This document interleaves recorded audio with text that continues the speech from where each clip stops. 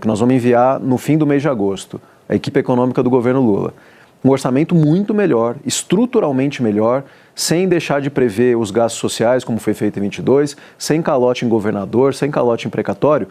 O orçamento está em ordem.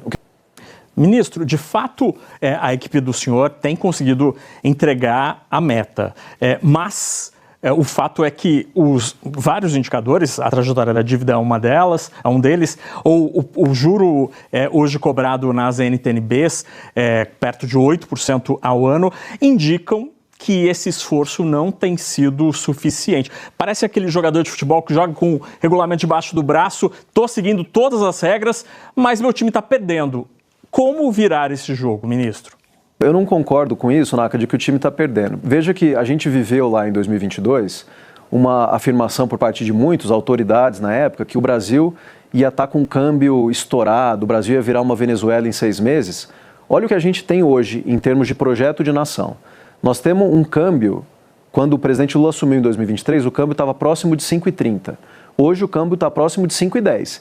Então aquelas mesmas projeções de que o Brasil ia passar por grandes dificuldades, elas não se concretizaram, o contrário.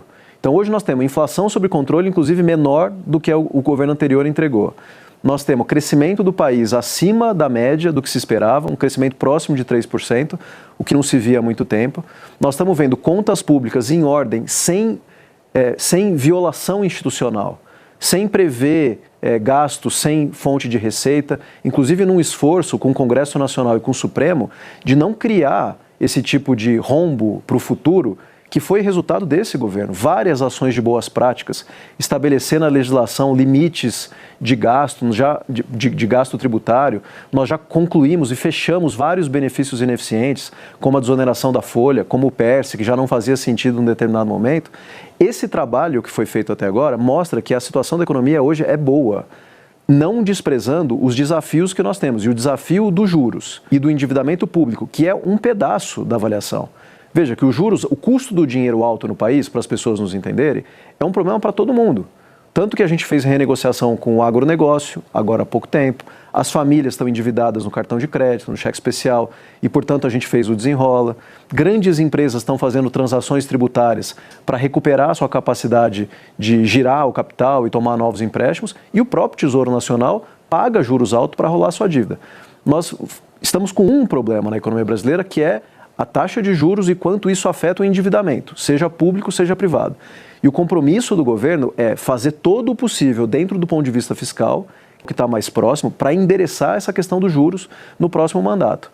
Os juros, ele machuca muito a economia brasileira como um todo, não só o governo.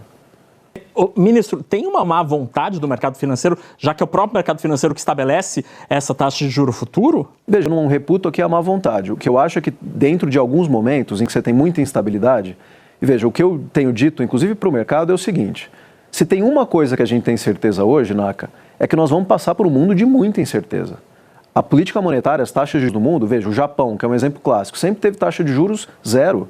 Hoje nós não estamos mais nesse cenário, já estamos com taxa de juros crescendo num patamar que não se via há muito tempo. Os Estados Unidos a mesma coisa, os países europeus a mesma coisa.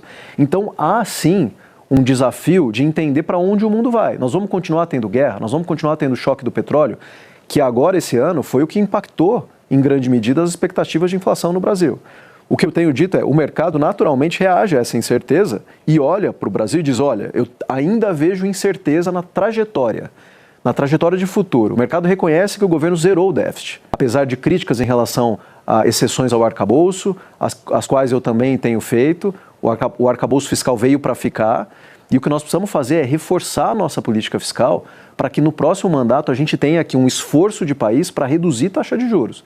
Então não reputo a má vontade, mas reputo sim a um grau de incerteza e uma certa ansiedade no momento de eleição, de saber quais são os projetos que estão na mesa para tomada de decisão, porque nós estamos falando de o mercado comprar títulos de longo prazo, né? Nós estamos falando de títulos de 5, de 3, de 5, de 10 anos, e essa projeção de futuro que hoje está em jogo. Ministro, eu queria falar sobre um assunto também sensível, que é o déficit recorde das estatais. Só nesse semestre a gente teve um déficit, um rombo de 7,8 bilhões de reais nas estatais, que é afetado principalmente pelo mau desempenho dos Correios e que levou, por exemplo, no ano passado, o próprio governo a articular um empréstimo que foi feito por bancos aos Correios de 12 bi com aval do Tesouro Nacional. Fala-se, inclusive, que os Correios vão precisar de um novo empréstimo, é possível que precise de um novo empréstimo de até 8 bilhões de reais. Esse resultado das estatais vem sendo recorde, atrás de recorde, desde 2023. Eu sei que o valor é pequeno comparado a todas essas cifras que a gente está falando aí de ajuste fiscal, mas isso não denota uma forma de gerir do governo que, na verdade, não leva em conta a questão da saúde financeira? Como é que a gente pode entender? O próprio orçamento já prevê que até 2030 vai ter déficit. Por que não se discute, por exemplo, uma privatização, que é o que tem sido falado bastante aí pelo mercado? Quais são as alternativas? O que o senhor diria a respeito dessa questão da gestão das estatais? Primeiro, que as estatais elas não têm um problema generalizado. É claro que quando você bota todo o resultado dos Correios, como você mesma disse, Malu, ele impacta muito no resultado geral das estatais.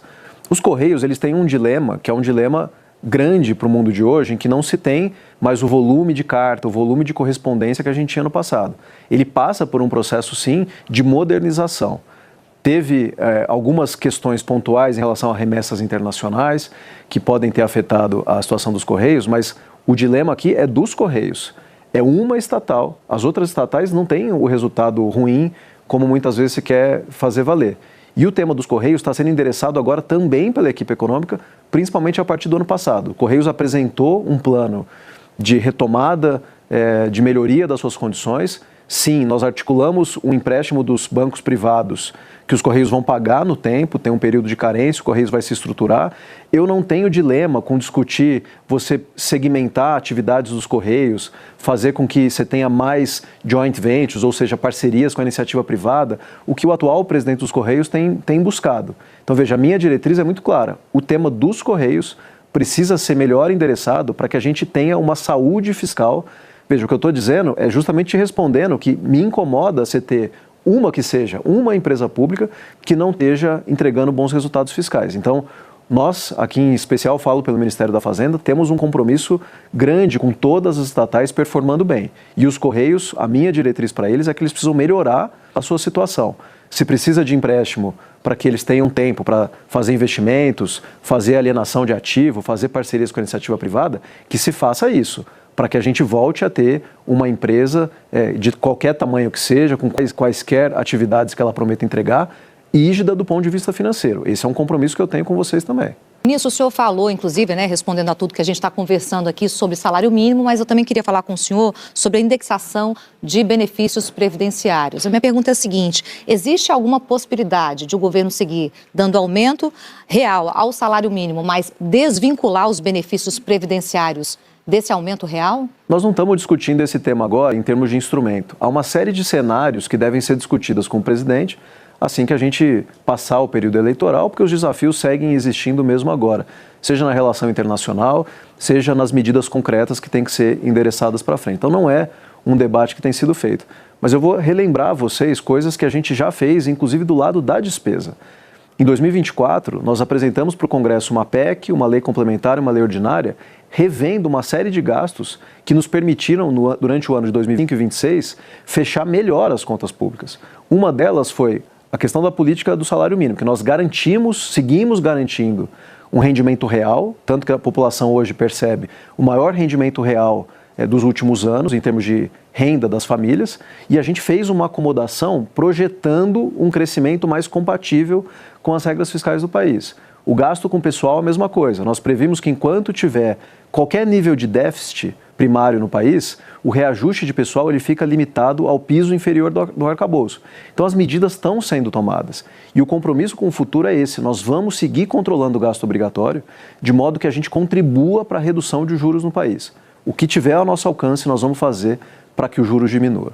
Ministro, uma questão sobre as opiniões que foram emitidas há um tempo atrás, alguns dias, numa conferência com analistas, pelo José Sérgio Gabrielli, que é um dos coordenadores do programa de governo do presidente Lula. Ele chegou a falar em subir, elevar ainda mais o aumento do salário mínimo para diminuir o endividamento da população e também mencionou algumas formas de controle de capital. Ele deixou claro na ocasião que era uma discussão interna da campanha, que ele defendia, mas que ainda não estava certo, que seria o programa do presidente. Mas logo depois disso, dada a repercussão, o próprio presidente do PT, o Edinho Silva, disse que quem fala pela campanha do presidente Lula é o senhor, é o porta-voz econômico da campanha do presidente Lula. Então eu queria saber qual o seu papel na campanha e como que esse papel se coordena com o seu papel como ministro da Fazenda. O senhor é porta-voz econômico da campanha e do governo?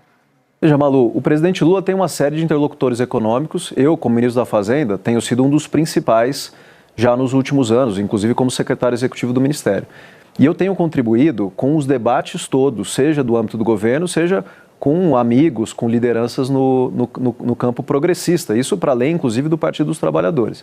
A minha relação, tanto com o Edinho, quanto com o Gabrielli, com a Aloysio Mercadante, com o Fernando Haddad, com uma série de outras lideranças no campo do Partido dos Trabalhadores é muito profícua. E eu tenho lidado e tenho conversado com eles de maneira franca sobre tudo isso. O que é importante dizer aqui, também a pedido do presidente, é que nós não trabalhamos, não há hipótese de fazer controle de capital. Nós não estamos discutindo isso. Esse não é um tema de discussão para programa de governo ou mesmo dentro do governo. Nós passamos esses 3 anos e meio não discutindo isso, fica afastado. As discussões sobre salário mínimo, por exemplo, foram feitas à luz do dia. Nós apresentamos para o Congresso Nacional, o presidente Lula apresentou para o Congresso Nacional, regras que foram acomodando esse crescimento de gastos obrigatórios e foram votadas pelo Congresso. Algumas não foram, que inclusive acabam nos prejudicando nessa demonstração de trajetória futura, mas muitas foram aprovadas pelo Congresso. Então, o que é importante dizer sobre isso é que eu sigo muito próximo do presidente, da minha forma de ser, articulando com todos esses atores, em especial com o presidente do PT, o Edinho Silva, que é um amigo querido, com o ex-ministro Fernando Haddad, que tem as suas ideias sobre economia. É um privilégio poder seguir conversando com o Fernando Haddad sobre economia e sempre muito próximo do presidente Lula e da atual equipe do governo. E aqui eu queria fazer um elogio ao ministro Bruno Moretti, que é um parceiro aqui de sempre. A gente atuou, mesmo antes de ser ministros, os dois, éramos secretários no governo e atuamos em conjunto para enfrentar uma série desses desafios que foram aparecendo e foram sendo superados.